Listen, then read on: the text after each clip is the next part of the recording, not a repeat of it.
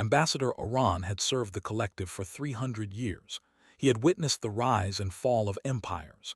He had negotiated peace between species that had fought for. He had seen wonders that most beings could never imagine. But nothing in his long life had prepared him for what appeared on his observation screen that morning. The alarm had started 17 hours ago. It began as a whisper across the communication networks, a confused message from a remote mining station at the edge of known space. Something was coming from the dead zone, something big, something that should not exist. The dead zone was what the Galactic Assembly called the region of space where no intelligent life could possibly evolve. The stars there were violent and unstable. The planets were harsh beyond imagination. Radiation storms swept through entire systems without warning. Every species in the galaxy had looked at that region and concluded the same thing. Nothing could survive there. Nothing could thrive there. Certainly, nothing could build ships and travel between stars. They were wrong. Oran stood in the observation center of Station Harmony, the diplomatic outpost that floated at the boundary between civilized space and the unknown. Around him, representatives from 17 different species watched the main screen with expressions ranging from confusion to terror. The Dominion had sent Counselor, a massive being who stood nearly 4 meters tall and whose people had never lost a war in their entire history, even looked worried. The ship on the screen was unlike anything the galaxy had ever seen. Every spacefaring species in the assembly built their vessels according to similar principles. Ships were meant to be efficient. They were meant to be graceful. They were designed to travel between stars with minimal energy expenditure and maximum comfort for their crews. Weapons, when they existed at all, were small and hidden. Most species had not fought a real war in thousands of years. Why would they? The galaxy was vast and resources were plentiful. Conflict was simply inefficient. The ship approaching Station Harmony had clearly been built by beings who did not share this philosophy. It was angular and aggressive. Heavy armor plates covered every surface. Weapon systems were not hidden but displayed openly, mounted in turrets and bays that faced outward like the spines of some primitive creature. The hull was pitted, showing signs of damage that had been repaired rather than replaced. This was not a ship built for exploration or trade. This was a ship built for war. This was a ship built by people who expected to fight and who planned to survive that fight. The vessel was broadcasting a message on all frequencies. The translation systems had struggled with the language at first. It came from beings who used sounds in ways the galaxy had never encountered. Their words carried emotional weight that the computers could barely process. But eventually, a translation emerged. This is the USS Endurance, representing the United Nations of Earth. We come in peace. We are requesting permission to establish diplomatic contact with any governing body in this region of space. The contrast was so stark that several observers laughed nervously. The most dangerous-looking ship any of them had ever seen was asking politely for permission to talk. Ron activated his personal communicator and contacted the Assembly's Emergency Council. This was only the third time in his career that such a call had been necessary. The first time was when a rogue asteroid threatened a populated world. The second was when 2 member species nearly went to war over a mining dispute. This was different. This was first contact with an unknown species, and that species had arrived in a warship. The Council responded within minutes. 17 holographic figures appeared around the observation center, the leaders and representatives of the most powerful species in the galaxy. They all stared at the ship on the screen. "What do we know about them?" asked Grand Arbiter, the ancient being who led the assembly. "Almost nothing," Oran replied. "They call themselves humans. They come from a planet called Earth in the dead zone. Their ship is armed with weapons we do not fully understand, and they are asking to talk." "Armed with weapons," Counselor repeated slowly. His deep voice rumbled through the chamber. "Why would anyone bring weapons to a diplomatic meeting?" No one had an answer. The concept was so foreign that most of the representatives simply could not process it. Ships carried weapons for protection against natural hazards, against asteroid impacts and radiation bursts. But to bring weapons when meeting other intelligent beings, it suggested a way of thinking that the galaxy had abandoned long ago. On the screen, the human ship had stopped moving. It held position at a respectful distance from Station Harmony, making no aggressive moves. It simply waited. Oran made a decision. "Open a channel," he ordered. "Let us speak with them." The communication link established quickly. For a moment, there was only static. Then a face appeared on the screen and the observation center fell completely silent. The being called itself Commander Lucy Grant. She appeared to be a female of her species, though Oran could not be certain. Her features were surprisingly unremarkable. 2 eyes, 1 mouth, bilateral symmetry. She could have passed for a member of several assembly species if not for the strange coloring of her skin and the covering of thin fibers on her head. But there was something in her eyes that made Oran uncomfortable. A hardness, an alertness, the look of someone who was always watching for danger. "Thank you for responding," Commander Grant said. Her voice was calm and measured. "We have traveled a very long way to find you. Our species has dreamed of this moment for generations." "You came in a warship," Oran said carefully. "This concerns us." Commander Grant nodded slowly. "I understand. The Endurance is a military vessel, yes, but she is also our most capable ship for long-range exploration. We did not know what we would find out here. We prepared for every possibility. Including war. Including everything." The words hung in the air. Oran looked at the faces around him. Fear, confusion, curiosity. The galaxy had not faced a true unknown in thousands of years. They had grown comfortable. They had grown safe. And now something new had arrived, something that did not fit their understanding of how civilized beings should behave. "We would like to meet with you," Commander Grant continued. "Face to face. We have much to discuss and much to learn. We mean you no harm, I give you my word." Oran did not know what a human's word was worth. He did not know if these beings could be trusted. But he knew one thing with absolute certainty. The galaxy would never be the same after this day. "Permission granted," he said finally. "Welcome to civilized space, Commander Grant. We have many questions for you." The human smiled. It was a strange expression, showing teeth in a way that most species would consider threatening. But somehow on her face it seemed almost warm. "We have questions for you too," she replied. "This is going to be interesting." She had no idea how right she was. The neutral meeting station called Harmony Point had hosted thousands of diplomatic gatherings over its long history. Species that had never seen each other before had met within its walls. Treaties had been signed. Alliances had been formed. The station was designed to make everyone feel comfortable, with adjustable gravity, customizable atmospheres, and translation systems that could handle over 8,000 languages. The translation systems were having trouble with humans. Scholar floated near the ceiling of the conference room, his jellyfish-like body pulsing with soft light as he processed the data streaming through his neural networks. He was the collective's foremost expert on the study of alien languages. He had decoded communications from species that used colors instead of sounds. He had translated the chemical signals of beings that had no concept of individual identity. He had never encountered anything like human speech.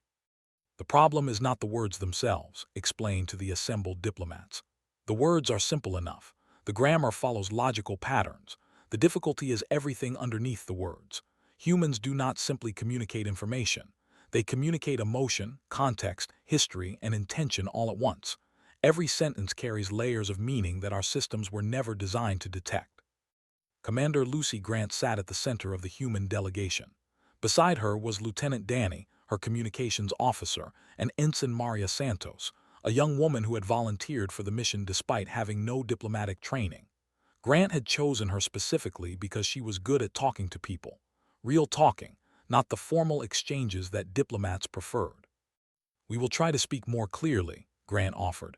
"Tell us when something does not translate properly." "That is appreciated," Ambassador Oran replied. "Perhaps we could begin with something simple. Tell us about your world, tell us about Earth." Grant nodded and took a breath. "Earth is the 3rd planet from our sun. It is a world of water and land, of mountains and oceans. It is beautiful, but it is also dangerous. Our planet has extreme weather, active geology, and a biosphere that includes millions of species competing for survival. Humans evolved in this environment. We had to fight for everything we have." The translation systems processed her words smoothly enough.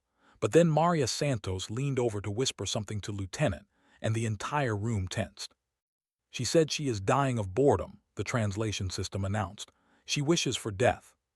Silence fell over the conference room. Several alien diplomats looked at the young human woman with horror. Santos blinked in confusion, then realized what had happened. "No, no, no," she said quickly. "That is just an expression. I am not actually dying. I do not actually want death. It just means I am finding this very unexciting. It is a figure of speech. High Scholar made a note. Humans use death as a casual metaphor. Fascinating. Meeting continued, but the translation problems only got worse. When Grant mentioned that they had been killing time before the meeting, 3 species requested clarification on how time could be murdered. When said the negotiations were going to be a real battle, war leader of the Dominion stood up and demanded to know who they would be fighting. When Santos tried to lighten the mood by telling Grant to break a leg before her formal presentation, the medical staff was nearly summoned. Was particularly disturbed. He was a warrior from a warrior species that had fought more wars than any other member of the assembly. They understood violence, they respected it, but they did not speak about it the way humans did. You talk about killing and death and battle as if these things mean nothing, said, his massive form leaning forward across the table. You use these words in every sentence. Do humans think of nothing but violence? Grant considered the question carefully. I understand why it seems that way. Our language evolved over thousands of years, and during most of that time, violence was a daily reality for us. War, hunting, predation, natural disasters. We normalized these concepts because we had to. If we treated every mention of danger as something serious, we would have been paralyzed by fear. So we made it casual. We made it part of our everyday speech. It does not mean we do not take real violence seriously. It means we have learned to live with the concept of it. Floated lower, his curiosity overwhelming his caution. You say predation. Your species was hunted by other creatures. Yes, for most of our evolutionary history we were prey animals. We were eaten by larger predators regularly. At the same time, we hunted other animals for food. We were both hunter and hunted. This is unusual, I am told. Unusual is not the word I would use, replied. I have studied 4,000 spacefaring species. Not one of them evolved under such conditions. Most intelligent species came from environments where they were the dominant life form long before they developed technology. They never experienced what it meant to be food for something else. Oran spoke up. This explains much. Your warship, your weapons, your language. You built everything expecting to be attacked. We built everything expecting to survive being attacked, Grant corrected gently. There is a difference. We do not seek conflict. We simply refuse to be destroyed by it. The conference room was quiet as the aliens processed this information. Maria Santos shifted uncomfortably in her seat. She had not expected to spend her first contact mission explaining why humans talked about death so casually. But she understood, perhaps better than the senior officers, how strange this must seem to beings who had never worried about being eaten. May I say something? Santos asked. Grant nodded permission. The young ensign stood and faced the alien representatives. I know we seem scary to you. Our ship looks scary. Our language sounds scary. But where I come from, I have a grandmother who still tells stories about hiding in basements during bombing raids. My grandfather survived a famine that killed millions of people. These things happen within living memory on Earth. We are not ancient warriors from some distant past. We are people who remember what it means to suffer, and we built our civilization to make sure our children would suffer less. That is why we came here, not to fight you, not to conquer you, just to find out if we are alone in the universe. She sat back down, her face flushed. Made another note. Then he said something that would be repeated throughout the galaxy in the days to come. Humans do not speak like warriors, they speak like survivors, and that, I think, is far more significant. The meeting continued for several more hours. The translation problems never completely disappeared, but slowly, carefully, understanding began to form. The galaxy was learning that humans were not what they appeared to be. The question was whether that made them more or less dangerous. No one knew the answer yet. The asteroid field had been chosen specifically for this purpose. It was remote, uninhabited, and contained enough rocks of various sizes to demonstrate the full range of human weapons technology. 17 observation vessels from different species had gathered at a safe distance to watch. Safe distance, in this case, meant nearly 500,000 kilometers away. No one wanted to take chances. Chief Weapons Officer Pete stood on the bridge of the USS Endurance and tried to hide his discomfort. He was a veteran of 3 conflicts on Earth, a man who had seen combat and understood what weapons could do to living beings. Showing off their killing power to strangers felt wrong to him. It felt like bragging about the worst parts of human history. I do not like this, he said quietly to Commander Grant. Once they see what we can do, they will never look at us the same way." Grant nodded. She understood his concern. "I know, but hiding our capabilities would be worse. They are already afraid of us.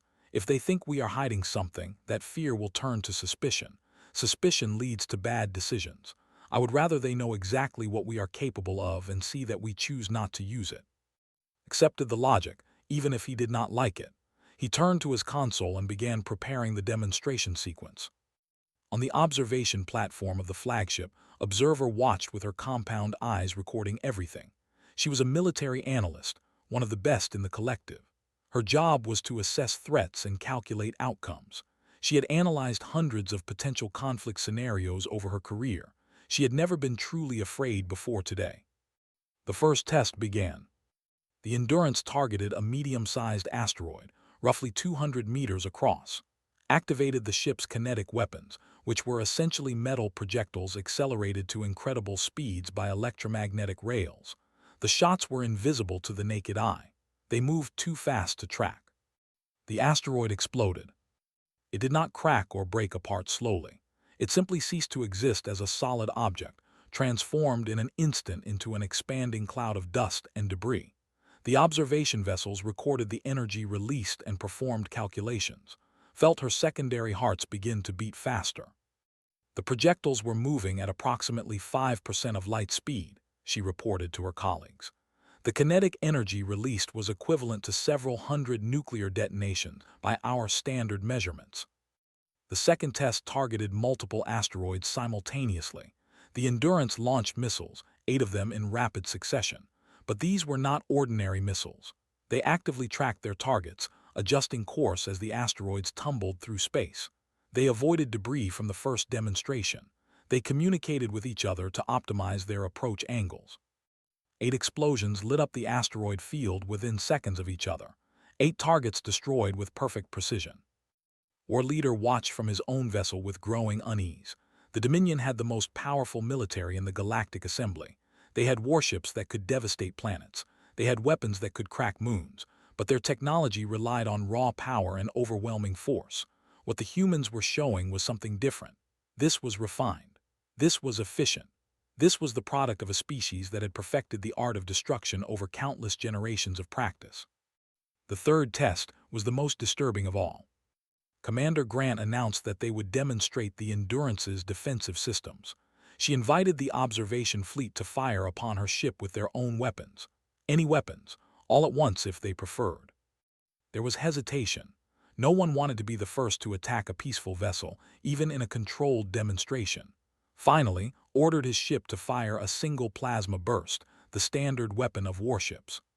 The bolt of superheated matter raced toward the Endurance at incredible speed. It should have struck the hull and burned through several decks. Instead, it simply vanished. The Endurance's point defense network had tracked the incoming fire from the moment it launched. Thousands of tiny calculations were performed in microseconds. Counter-projectiles were launched from hidden ports across the hull.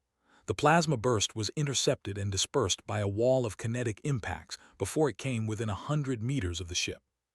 "Again," Grant said calmly, "all of you this time." The observation fleet opened fire. Plasma bursts, laser beams, guided torpedoes, everything they had. The Endurance became the center of a storm of destruction as 17 species unleashed their most powerful weapons. None of them hit. The point defense network tracked everything. Thousands of incoming projectiles were identified, prioritized, and destroyed in sequence. The ship rotated slowly to present optimal defensive angles. Counterfire filled the space around the Endurance with a web of interception. When the barrage finally ended, the human warship hung in space completely undamaged. Performed her calculations again. Then she checked them. Then she checked them a third time because she could not believe the results. "If the Endurance engaged our combined fleet in actual combat," she reported to her superiors, "we would be destroyed within minutes. This single ship could defeat every military vessel currently serving in the Galactic Assembly. This is not speculation. This is mathematical certainty." The observation platform fell silent. But then something unexpected happened. Commander Grant invited the observers to tour the Endurance. She wanted to show them something else, she said, something important. Was among those who accepted the invitation. She boarded the human warship expecting to find more weapons, more engines of destruction. Instead, she found gardens. There were actual plants growing in dedicated sections of the ship, living green things from Earth, carefully tended by crew members. There was a medical bay with technology designed to heal rather than harm. There were recreational areas where humans played games and made music. There were quarters that looked comfortable rather than efficient. "We build our warships to live on," Grant explained as they walked through the corridors. "Some of our conflicts on Earth lasted for decades. We learned that soldiers cannot fight forever unless they have something worth fighting for. So we give them pieces of home. We give them beauty and comfort and community. A warship is not just a weapon. It is a small piece of our world that we carry with us." Counselor had joined the tour. He looked at the gardens and the gathering spaces and the artwork on the walls. Then he asked the question that everyone had been thinking. "How many of these ships do you have?" Grant met his eyes steadily. "The Endurance is our smallest class of warship. We have larger vessels in service, many of them." Silence. "We did not come here to threaten you," Grant continued. "We came here to find friends, but we will not pretend to be weak. We will not hide what we are. We are humans. We survived everything our world could throw at us, and we will survive whatever the universe throws at us too. The only question is whether we do it alone or together." The tour ended. The observers returned to their ships. No one spoke for a very long time. The galaxy had seen what humans could do. Now they had to decide what it meant. The distress call came without warning. One moment, the diplomatic station was quiet, still processing the implications of the weapons demonstration from the day before. The next moment, every communication channel was filled with screaming. The transport vessel Gentle Dawn had experienced catastrophic engine failure. The ship was tumbling through space, venting atmosphere from multiple hull breaches. Emergency systems were failing. Life support was failing. 400 passengers were trapped inside, including a school group of 63 children on an educational journey. Ambassador Oran received the report in his quarters. He read the details with growing horror. The Gentle Dawn was only 40 minutes away at maximum speed, but the damage was too severe. The passengers would run out of air long before any ship could reach them. He opened a channel to the Assembly's Emergency Response Coordinator. "What are our options?" "There are none, Ambassador. The nearest rescue vessel is 6 hours away. Standard protocol requires us to observe and document the situation. Rescue is not possible. 400 people are going to die." "Yes, Ambassador. We are already preparing condolence communications for the government." Oran closed the channel. His hands were shaking. This was how the galaxy worked. When disaster struck beyond the reach of help, you accepted it. You mourned. You moved on. Resources were finite. Risk had to be calculated. Throwing lives away on impossible rescue attempts helped no one. He wondered if the humans would understand this logic. On the bridge of the USS Endurance, Commander Lucy Grant listened to the same distress call. Her face showed no expression, but her mind was racing through calculations. Distance, speed, damage assessment, survival timeline. "How long do they have?" she asked. Lieutenant Danny checked his instruments. "Based on the rate of atmosphere loss, approximately 90 minutes, maybe less if any more sections breach." "And rescue ships?" "Nothing in range. The Assembly says 6 hours minimum." Grant turned to look at her crew.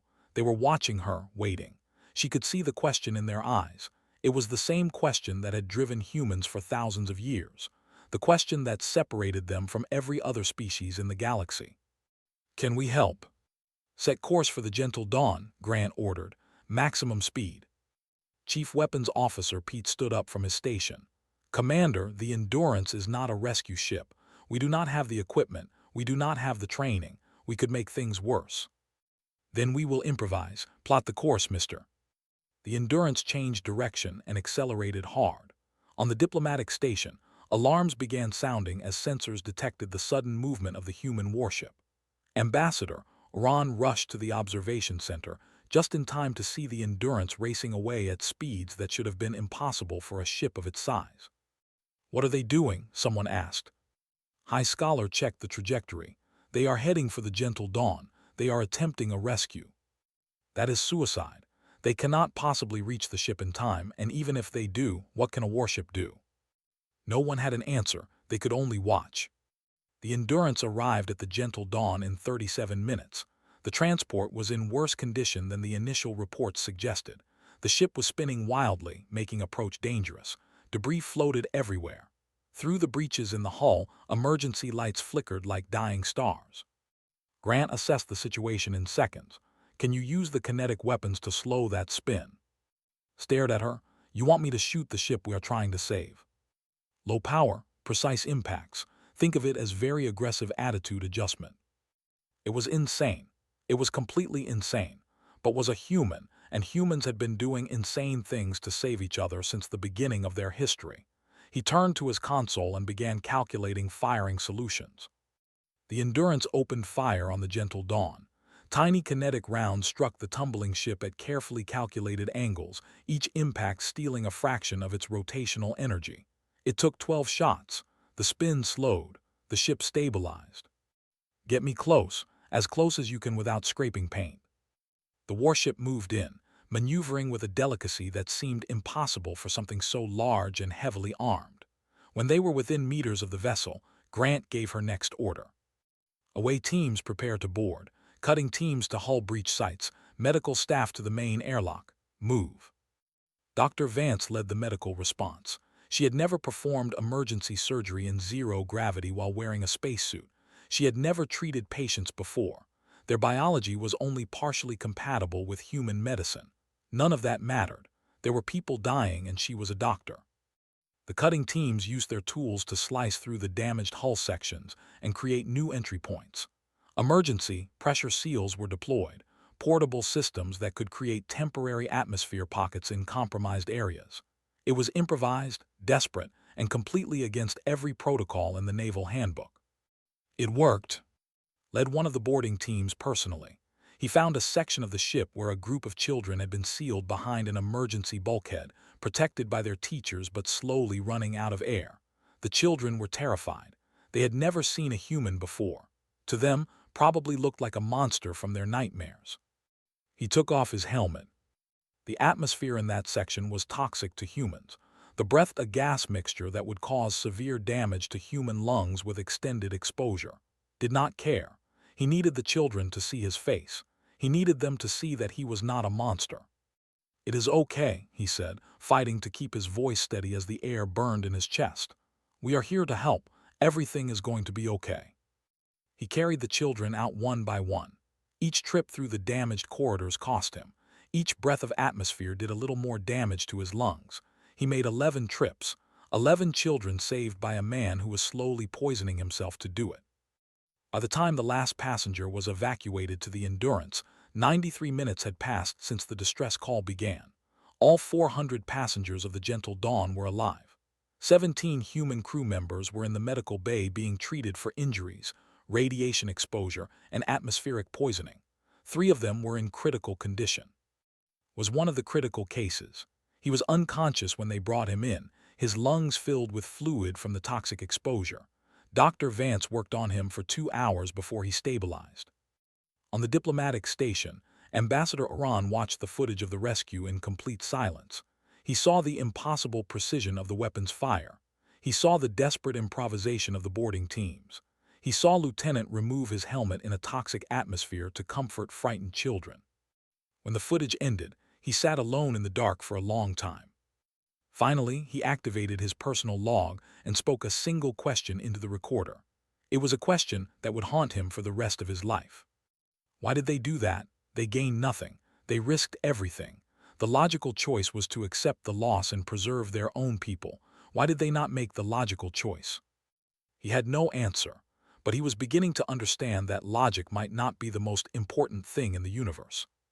The Grand Chamber of the Galactic Assembly had not been this full in over 1,000 years. Representatives from all 200 member species had gathered, filling the massive circular hall with a riot of colors, shapes, and sizes. Some floated in specialized atmosphere bubbles. Others required darkness and communicated through bioluminescent patterns. A few existed partially in dimensions that most beings could not perceive. They had all come for the same reason. Today, the assembly would decide humanity's fate. Grand Arbiter presided over the gathering from a raised platform at the center of the chamber. Was ancient even by galactic standards, a being of pure energy contained within a crystalline shell, had led the assembly for 12,000 years and had seen countless species rise, evolve, and sometimes fall, but even seemed uncertain about what to do with the humans. Commander Lucy Grant stood before the assembly with her crew behind her. Lieutenant Danny was there, still recovering from his injuries but insisting on attending. Dr. Vance stood beside him. Ensign Maria Santos was present, looking overwhelmed by the scale of the gathering. Chief Weapons Officer Pete watched the alien representatives with wary eyes. The debate began. "They are too dangerous," argued a representative from the collective. "Their weapons could destroy us all. Their psychology is built on violence. Allowing them into civilized space is inviting catastrophe." "They saved 400 lives," countered a delegate.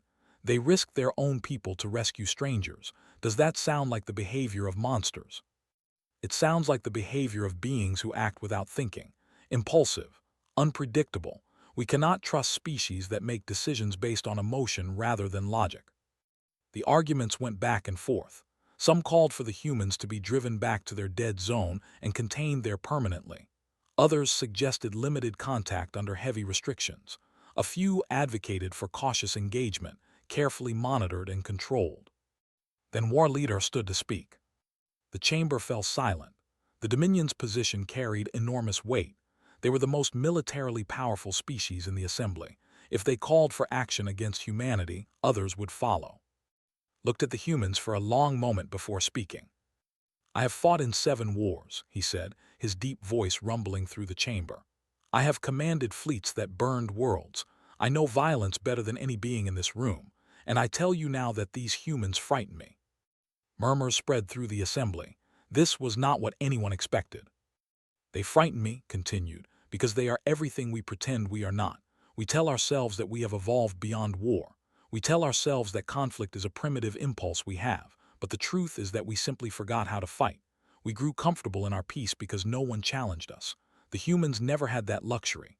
They fought every day of their existence against their world, against each other, against death itself. And they survived. They more than survived. They became something we cannot comprehend." He paused, letting his words sink in.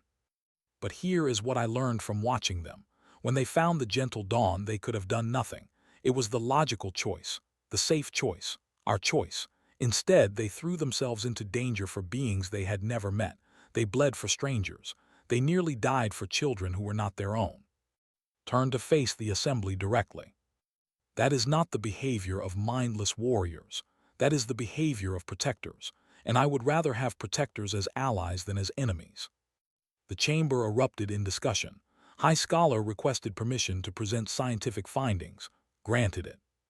"I have studied humans extensively over these past days," said, his jellyfish form pulsing with soft light. "I have analyzed their language, their biology, their history. My conclusion is this: humans are not an aberration. They are what we might have become if our evolution had been different. Every species in this assembly developed intelligence in environments of relative safety. We never faced true existential pressure. Humans did. They were forged in a crucible of constant threat, and they emerged with something we lack: the ability to choose violence and the wisdom to choose peace instead." Floated higher so all could see him. "They do not fight because they want to. They fight because they know how, and that knowledge gives their peace meaning. A being who has never faced true danger cannot truly choose peace. They simply exist in the absence of conflict. Humans choose. Every day, with full knowledge of what they could do, they choose to extend hands instead of fists. That choice is more valuable than all our treaties and protocols combined." Ambassador Oran spoke next. He described watching the rescue footage. He described his question about why the humans had risked everything for nothing, and he described the answer he had finally found.